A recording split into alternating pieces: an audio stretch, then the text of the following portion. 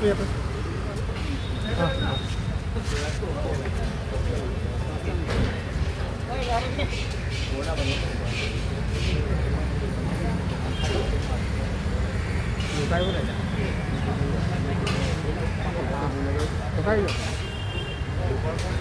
দিয়ক তাত লাগিলে ঢুকাই দিয়ক ঢুকাই দিব দাদা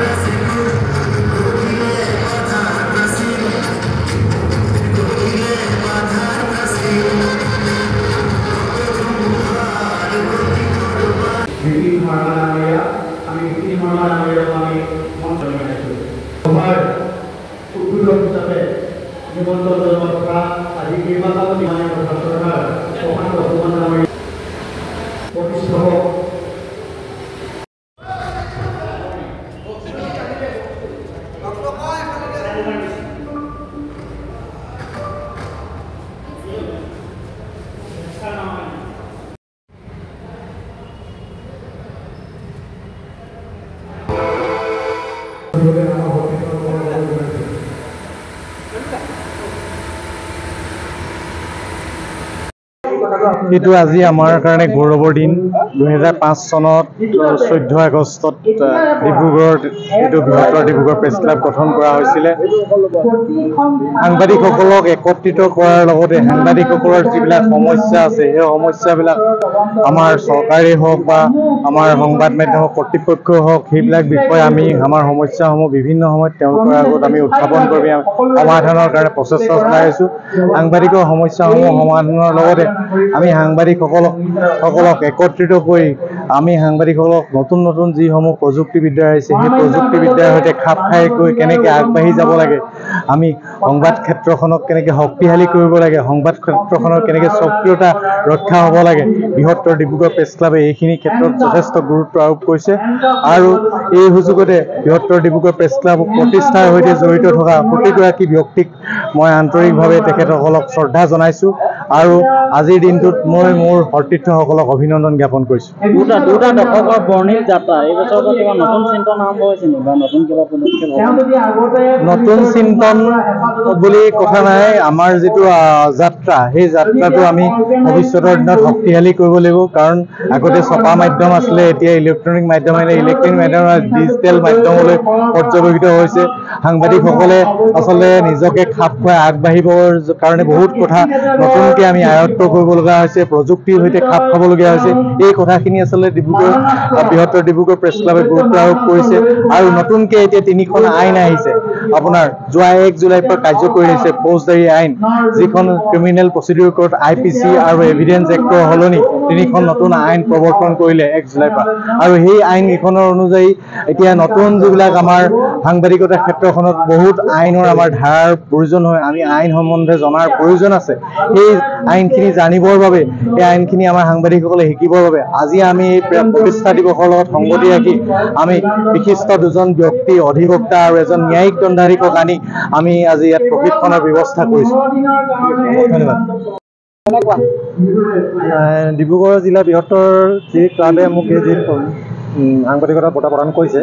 ভাল লাগিছে আৰু এইটো আচলতে মোৰ সফলতা প্ৰায় দুটা দশকৰ পিছত মাজত আমি বঁটাটো পাইছোঁ গতিকে ডিব্ৰুগড় বৃহত্তৰ প্ৰেছ ক্লাবৰ কৰ্মকৰ্তাসকলক মই ধন্যবাদ জনাইছোঁ আজিৰ পৰা দায়বদ্ধতা আৰু বাঢ়িল আপোনাৰ মোৰ দায়বদ্ধতা বাঢ়িল আৰু দায়বদ্ধতা বঢ়াৰ কাৰণে মই কিছু কাম সফলতা কৰিব লাগিব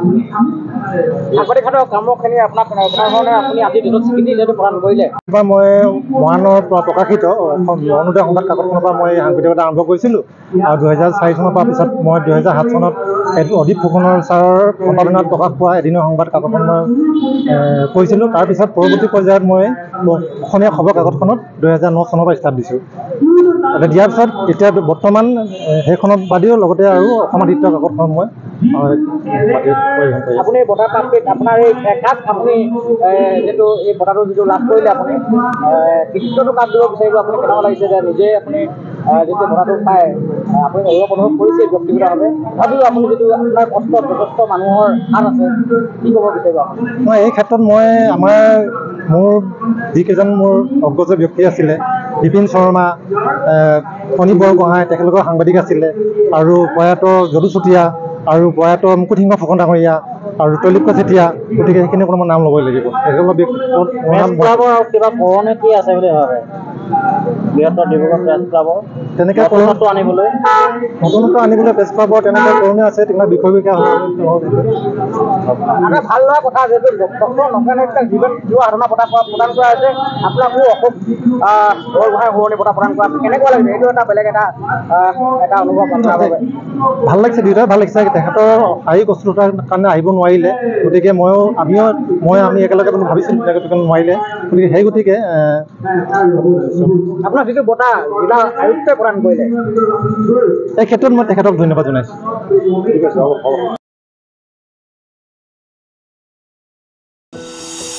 এনিভাৰত 24ৰ প্ৰথম প্ৰয়াস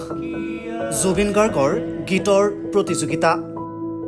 জুবিনৰ গানে কি আনে?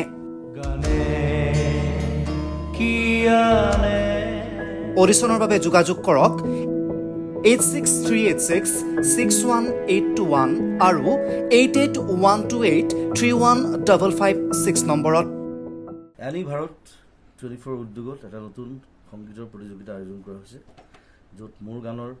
প্ৰতিযোগিতা হ'ব। আপোনালোকে তাত প্ৰতিযোগী হিচাপে আহিবলৈ পাৰিব, আৰু মোৰ ফালৰ পৰা আন্তৰিক শুভকামনা জনাইছোঁ। আৰু অনুষ্ঠানটোৰ নাম হৈছে গানে কি আনে। সকলোকে মৰম জনাইছোঁ, সকলোৱে আহক, ইয়াত অংশগ্ৰহণ কৰক। Thank you very much. Love U.